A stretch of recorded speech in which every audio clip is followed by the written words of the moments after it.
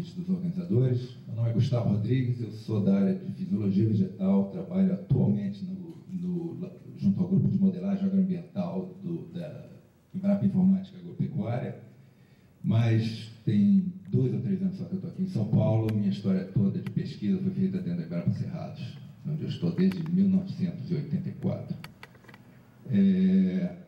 Originalmente essa palestra era dada pelo Dr. Guerra, infelizmente ele não pôde estar presente. Eu tenho certeza que vocês estariam muito melhor servidos se ele estivesse aqui. Eu vou tentar colocar um pouco da nossa experiência na parte de pesquisa, basicamente com cafeicultura irrigada dentro da Embrapa Cerrados. Quando a gente começou a pensar em 98 em aumentar, era muito incipiente as pesquisas de cafeicultura dentro do CPAC. Houve a formação do consórcio, houve um estímulo ao início de pesquisas, e uma das coisas que, dois focos básicos a gente tinha em mente. Primeiro, aproveitar a oferta climática do Cerrado dentro de um sistema de produção. E o segundo, trabalhar sempre focado, obviamente, como eu já coloquei antes, em sistema de produção, ou seja, sem experimentos individuais, mas experimentos onde vários fatores pudessem ser estudados ao mesmo tempo. E o ponto principal que a gente considerou naquela época seria a precipitação, ou seja, o sistema que nós tínhamos que trabalhar seria irrigado.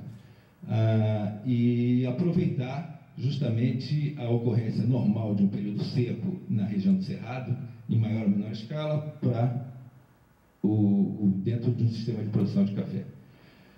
Nós chamamos 2 ou 3 pesquisadores, eu me lembro muito bem, isso foi em 98, eu me lembro do professor Rena e do professor Paulo Gontijo, ao CPAC. Nós não tínhamos muita experiência com café e passamos 2 ou 3 dias discutindo com eles, para tentar dimensionar o experimento. E uma das coisas que saiu no início das discussões foi que havia um problema seríssimo de desuniformidade de floração, principalmente em sistemas irrigados em larga escala, em grandes fazendas, onde o problema de desuniformidade em relação à colheita era crítico. Essa desuniformidade chegava a esse ponto de você ter, no mesmo ramo plagiotrópico, você ter flores e frutos já em diferentes estados de desenvolvimento. No final da colheita chegava uma maturação desuniforme e todos os problemas de qualidade que isso pode trazer ao café. Outro problema sério era uma floração em épocas distintas, ou vários ciclos de floração, com o aumento da probabilidade de ocorrência de danos por temperatura alta. No caso, aí, um exemplo no oeste da Bahia, em setembro, que a gente considera dentro da nossa região uma floração adequada, e em outubro, novembro, onde nós temos na região lá as maiores máximas observadas, em geral, você corre o risco de uma perda acentuada de produção em função de abatamento. Então, nós começamos o experimento em 2000, se não me engano. Eu não estava no CPAC, eu estava fora, um período que eu fiquei fora de lá, mas em 2002 eu estava de volta, e até hoje a nossa base de café arábica é essa aí, é um pivô de 9 hectares, cada quadrante no início significava um tratamento hídrico. Nós tínhamos o que a gente chama de RH1 aqui, que é um tratamento que é irrigado o ano inteiro, ou seja, ele passa durante a estação seca, ele é normalmente irrigado. Os outros 3 quadrantes eram diferentes tratamentos durante a estação seca, e eu deixo bem claro, a gente só trabalha, a nossa informação sobre manejo de irrigação, sobre estresse hídrico, é puramente na estação seca. Nós não trabalhamos numa época da fenologia do café muito bem definida. Nós não trabalhamos, nós não temos experiência, nem teríamos como ter experimentos, por exemplo, de deficiência hídrica na época de enchimento de grão. Época de chuva normal, teria que ter outro sistema de pesquisa para isso funcionar lá, né? Seria quase impossível você trabalhar com déficit hídrico na época de enchimento de grão nas nossas condições. Então, nós focamos em cima de uma fase fenológica muito clara, que seria pós-colheita até o início da floração, é onde a gente faz o manejo de água. Como eu disse, e ao lado nós seguimos um modelo tradicional de sequeiro. Tudo que é feito num quadrante irrigado, nos diferentes quadrantes, é feito numa área ao lado, que é aquele RH0 de sequeiro. Isso é o projeto original. Hoje em dia nós não temos tantos regimes hídricos, porque alguns não fizeram muito sentido, poucos dias.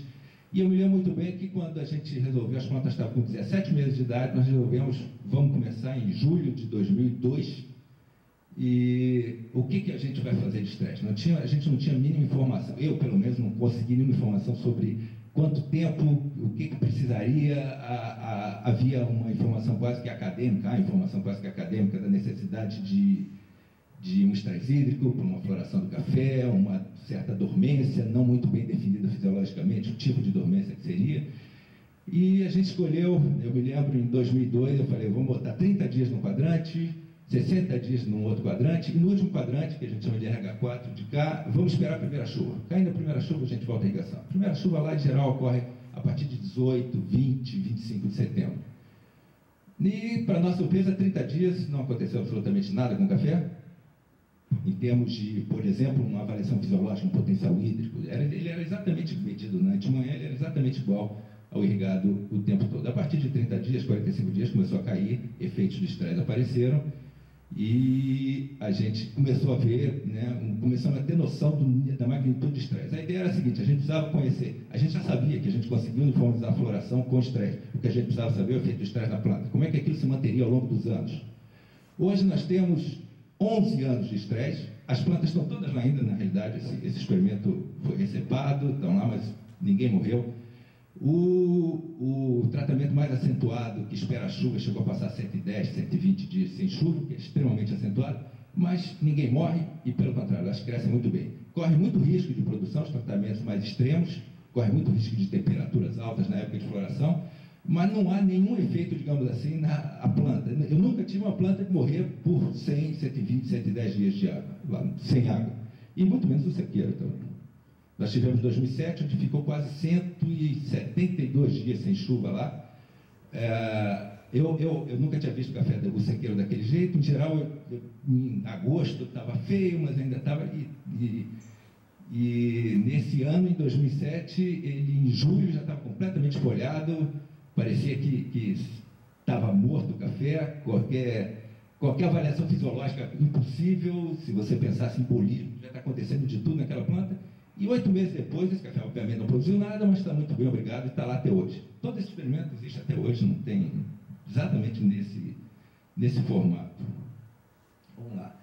O que a nossa experiência sugeriu para o manejo do sistema irrigado, para a uniformização de floração, é que a gente nunca quis trocar a data de floração do café. A gente sempre observou que o café lá na nossa região, em setembro ele floresce, com água ou sem água, ele dá a primeira floração, no início de setembro.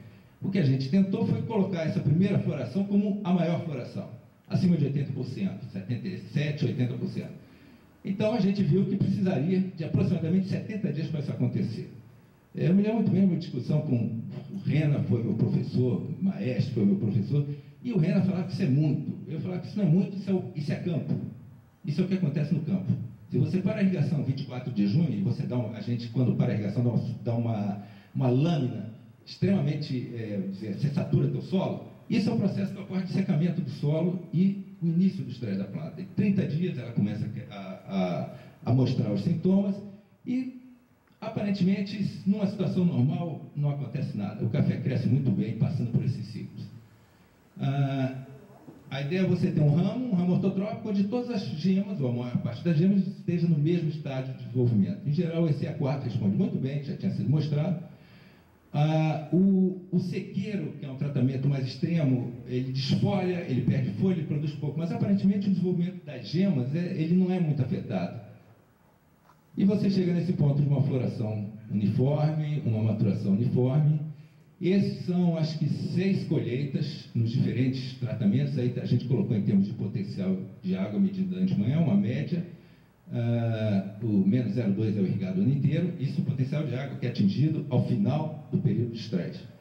Então, o 0,2 não tem estresse nenhum, obviamente, que ele é irrigado o ano inteiro. O 1,3 e 1,8, isso é, em média, é o 45 dias e 70 dias. E o RH4, menos 3 megapascal, que já é um estresse acentuado, e o sequeiro cai. Muitas vezes em julho eu já não consigo leitura. Se eu usar uma bomba de menos 4 mega, não consigo leitura. Ou seja, a gente viu que não há queda de produção com o nível de estresse que a gente induz na planta, e você tem a vantagem da maturação, né? Você vê até acima do tratamento que é irrigado o ano inteiro, você tem um estímulo de produção e uma boa uniformidade. Isso aí mostra exatamente a proporção de verde, cereja e seco nos diferentes tratamentos. isso ao longo de vários anos, a classificação por tipo, melhora do RH3, que é o que a gente recomenda hoje, uma melhor eficiência em termos de economia de água e em termos de uso de água, obviamente, você gasta muito menos água, você irriga menos, você gasta menos energia, são alguns parâmetros que estão sendo calculados aí. A gente tem trabalhado junto com o pessoal do CIRAD, também com a parte de qualidade, nesses diferentes tratamentos. Isso aqui são 3 anos de colheita, 2007, 2008 e 2009, analisados a qualidade do cafeiro, e a gente vê que a gente consegue diferenciar muito bem quem é irrigado o ano inteiro, quem passa por sequeiro e os diferentes tratamentos de suspensão de irrigação, eles se agrupam. Foi bastante interessante, esse trabalho está submetido. Uma das coisas que a gente sempre tentou fazer foi, logo que a gente tivesse uma certa confiança nos nossos resultados, sair para campo, sair para produtores, buscar parceria com produtores para testarem aquilo. E eu me lembro muito bem, em 2002 foi começado o estresse, 3, 4, 5, em 2006 foi a primeira vez que eu saí do CPAC, eu vi café fora do CPAC, fomos para o oeste da Bahia, e eles acreditaram no que a gente estava fazendo, começaram basicamente 2 fazendas que a gente começou a trabalhar, fazendas relativamente grandes lá, e começamos a testar isso em áreas pequenas, em geral em quadrantes de pivô, depois isso virou para pivôs, na Deco Agro, que na época que eu fui lá chamava Agri Bahia, hoje é Deco Agro, acho que hoje é de outro grupo essa fazenda, na Agronópolis, uma fazenda que até hoje deve ter 1.200 hectares de café, são mais de 14, na época que eu estava lá, eram 14 pivôs quase de café, e que eles começaram a usar em larga escala. E isso foi muito interessante, que a gente viu isso sendo usado em produções comerciais, com todos os problemas que eles tiveram. Chegou até um ano que eles tiveram um problema seríssimo de excesso, estava todo mundo, houve uma deformidade muito grande, eles não tinham como processar esse material de uma vez só, teve que parar a colheita, teve que perder fruto de cereja, o fruto secou, porque não tinha como colher, não tinha como processar. Esse é um sistema que, o tamanho, dá uma ideia do tamanho das fazendas. E esse é o resultado do oeste da Bahia, basicamente o que a gente teve dessas 4 unidades experimentais em fazendas em larga escala, Agronol, Lagoa do Oeste, essa Lagoa do Oeste, que é a Deco Agro, virou Rio de Janeiro e Cerveira. Transformou uma colheita única, uma produtividade na faixa de 50 a 70 sacos, maior de 80% de café cereja, em termos de qualidade de bebida, melhorou, redução de 20% para 10% de grãos não formados, a operação de máquina caiu, aproveitamento de qualidade de varrição e redução de aproximadamente 40% da água e da energia usada na irrigação. Em alguns sistemas irrigados do sul de Minas também foi tentado, isso aí é a Fazenda Santa Helena, ali atrás é a represa de Furnas, é um sistema também em cafeiro irrigado, só que você não tem, não é tão grande o período seco, mas você tem como aproveitar até períodos um pouco maiores de seco, você tendo controle da irrigação, você consegue pelo menos ter uma floração um pouco maior, diminuir o número de florações. Isso é o que ocorreu nessa Fazenda Santa Helena, em Alfenas, onde sem estresse hídrico teve 5 períodos de floração e com estresse hídrico 2 períodos de floração. A ideia é que você consegue, manejando um pouco, você consegue diminuir pelo menos os períodos de floração. Obviamente, havia um interesse muito grande em trabalhar a irrigação depois do estresse. E para isso, ser racional também na forma de aplicar, de quanto aplicar, do cálculo da água. E foi feito uma série de trabalhos no CPAC, com parte de balanço hídrico, cálculo de KC. A ideia era você irrigar com déficit hídrico, a estratégia seria uma estratégia para aumentar a eficiência de água, e a restrição hídrica, como eu já falei, é limitado a estados fenológicos claros. Já houve confusão com isso há muito tempo atrás, eu não falo nunca de estresse hídrico fora desse estágio. Eu não tenho experiência nenhuma, não tenho experimento nenhum, não tenho experiência nenhuma. O objetivo disso é maximizar a produtividade e qualidade, decrescer o risco de doença associada à alta umidade durante a época seca, decrescer a lixiviação e minimizar os custos de produção. Isso é o que acontece em geral, seria o teor de água no solo, antes do período de estresse, uma irrigação normal, onde você vai dar capacidade de campo à umidade de irrigação, determinado nível lá que é calculado, e aí seca, é lento o processo de secagem, obviamente, vai abaixo, na realidade você detecta pontos abaixo do ponto chamado ponto de murcha, né? E após a irrigação, novamente o retorno, a lâmina de retorno é uma lâmina forte, e começa a floração, ocorre 8 anos. Por falar nisso, ontem eu voltei de Brasília, ontem a gente lotou a irrigação de todo, tanto do robusto, que eu vou falar um pouco, quanto do canéfora, quanto do arábica. A gente, há alguns anos, que sempre em 4, 3, na primeira semana de setembro, se todo mundo terminou de coletar seus dados, a gente retorna. Os coeficientes de cultura foram calculados e são usados num programa gerado que está disponível no site da Embrapa Cerrado para monitoramento de irrigação do Cafeirão Cerrado.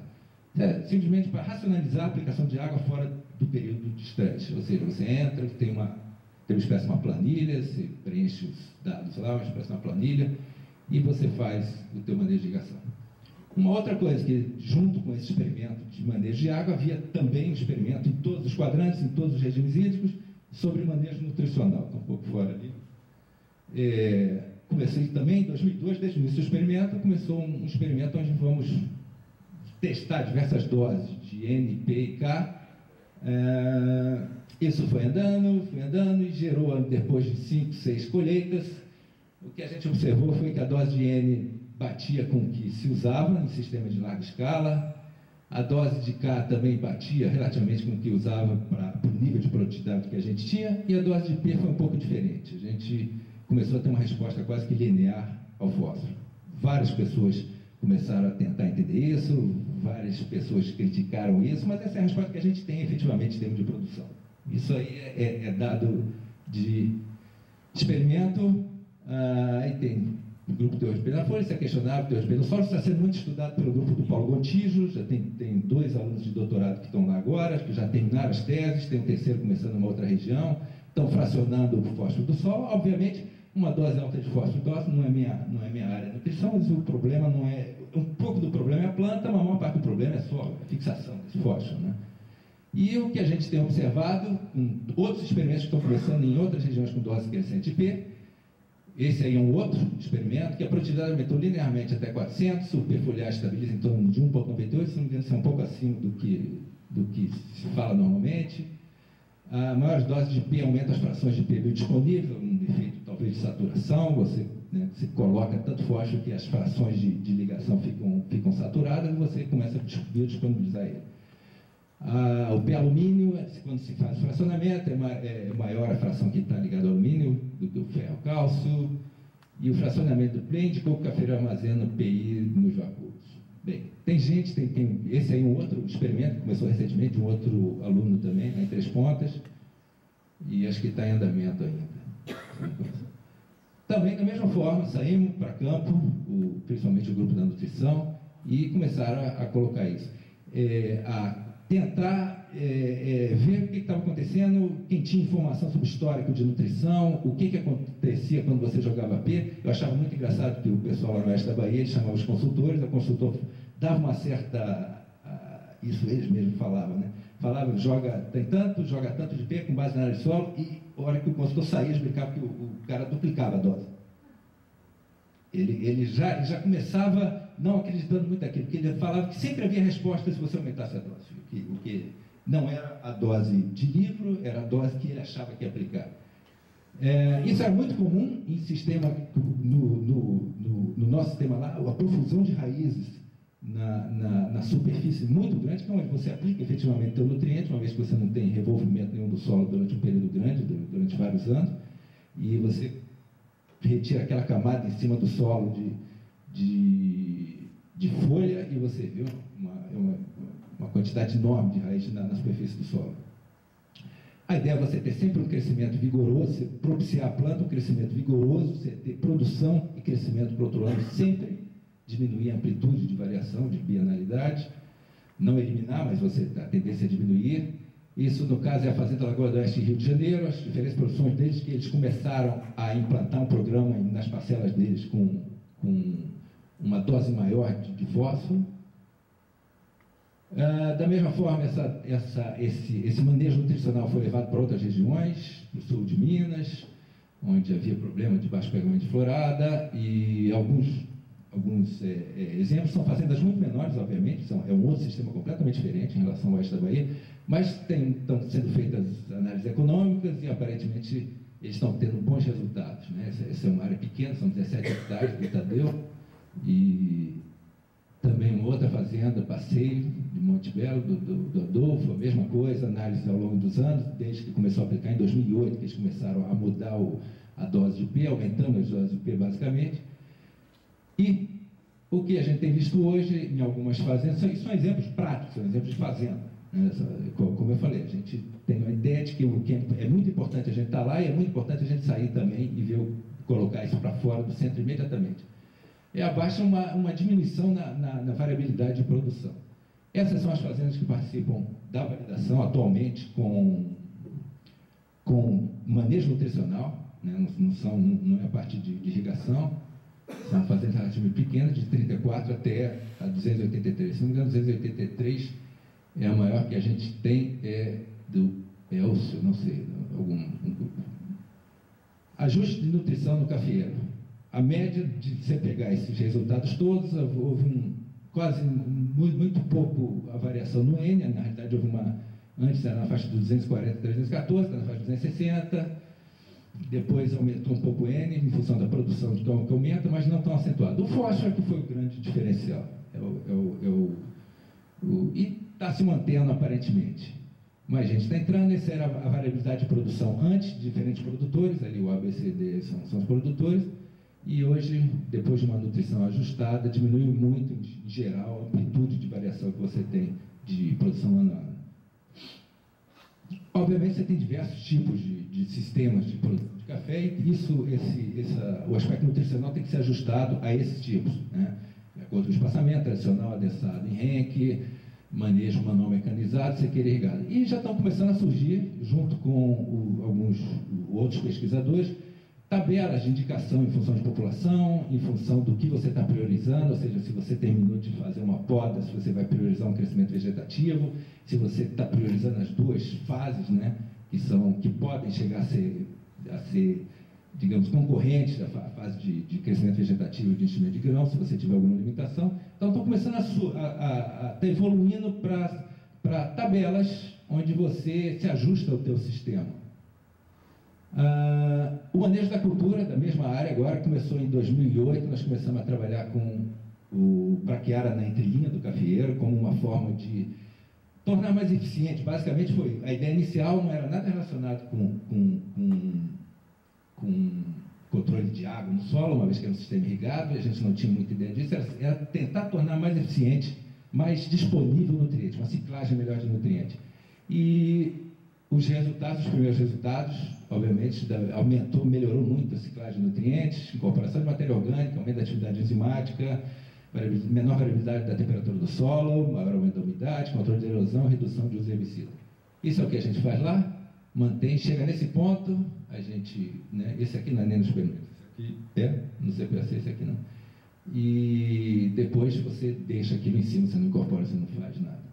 Em 2008 a 2012, resultado desse trabalho, aumento do diâmetro médio agregado, essa matéria de doutorado que está saindo agora, incorporação de 4 toneladas de carbono orgânico dos agregados, sendo 67% dos macroagregados.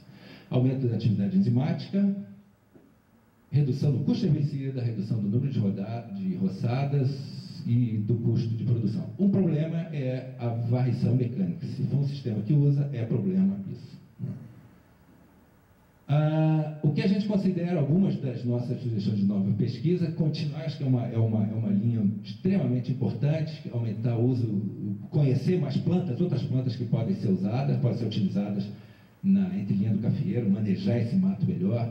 Parcelamento de nutrientes é fundamental, eficiência de uso, estudar mais a eficiência de uso desses nutrientes. O fósforo talvez é o elemento onde o sistema de sinalização está mais conhecido, né, em termos dentro da célula, é muito bem estudado, mas é difícil você encontrar uma informação do nível que seja conhecido do nível celular, que você traga para uma escala um pouco maior. Acho que ainda não há essa grande interação entre deficiência e você chegar ao nível de sinalização celular, para tentar entender exatamente o que está acontecendo.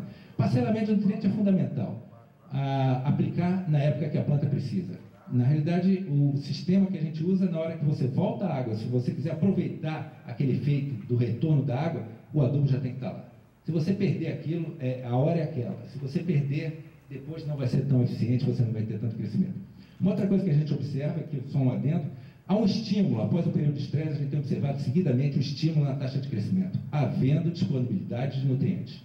Então, obviamente, se o sistema que a gente preconiza, você chegar lá nas fazendas, antes de botar água, o elemento já está colocado ali, principalmente o fósforo e o nitrogênio, e a hora que você volta a água, a taxa de lançamento de novos nós ela é maior do que o sistema normalmente irrigado, e depois ele se iguala. A partir de outubro, novembro, eles começam a se igualar.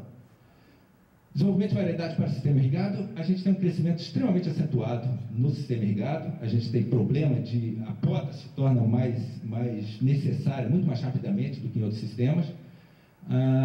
Durante a estação seca, mesmo irrigado, você tem uma redução do crescimento, mas não há paralisação do crescimento, como ocorre em vários trabalhos demonstrados aqui no sul de Minas, com temperaturas mais baixas. Diminui a taxa de lançamento de novos doses, mas não para, não vai a zero.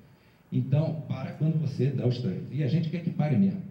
Mas no sistema irrigado é constante. Então, a gente está estão sendo feitos cruzamentos lá, para tentar você ter o mesmo nível de produção numa planta com o mesmo nível a ideia, a gente quer ter o mesmo número de ramos plagiotrópicos numa planta com menor altura. Então, eu vou falar um pouco mais à frente, hoje tem um programa muito grande de desenvolvimento de variedades lá dentro do CPC.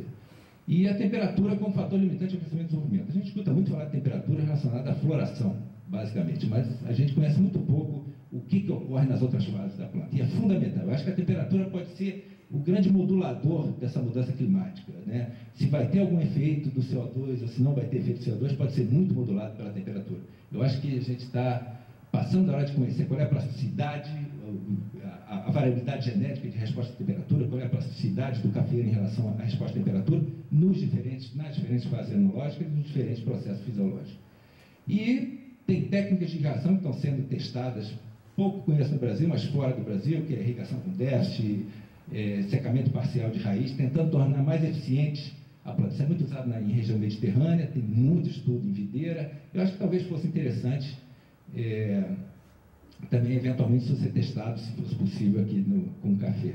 E tolerância seca. Existe hoje um programa muito grande dentro do CPAC, de seleção de materiais para tolerância seca. Obviamente, essa tolerância seca é avaliada nessa fase fenológica agora, na fase na estação chuvosa, na estação seca, perdão, no final da estação seca.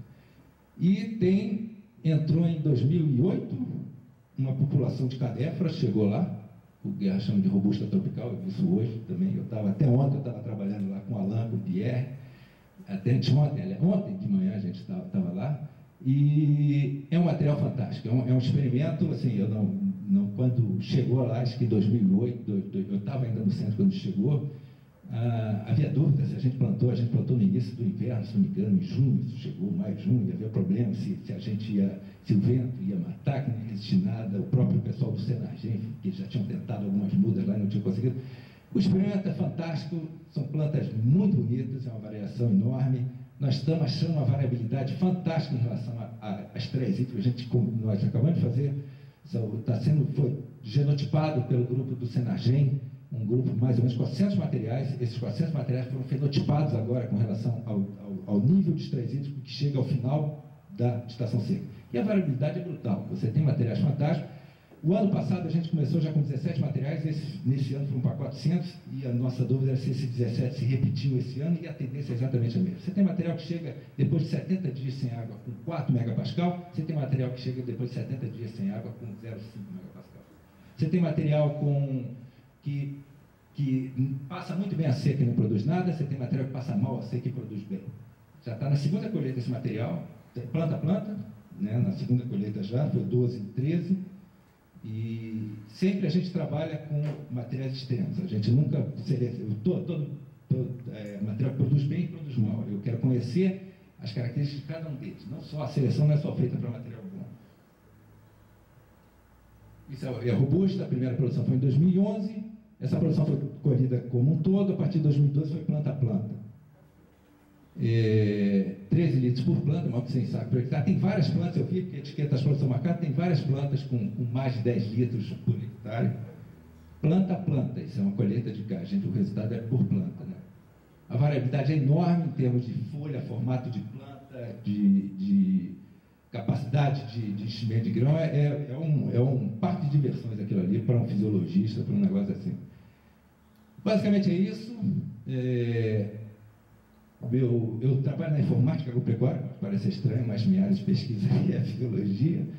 E estou ligado ao grupo, como eu já falei, atualmente muito mais ligado. O café só é 2 ou 3 vezes por ano que eu trabalho com café e basicamente eu estou ligado ao grupo de modelagem ambiental lá da informática agropecuária. Qualquer dúvida, a Guerra está sempre disponível e a mim também, qualquer problema aqui na Unicamp, dentro da Unicamp.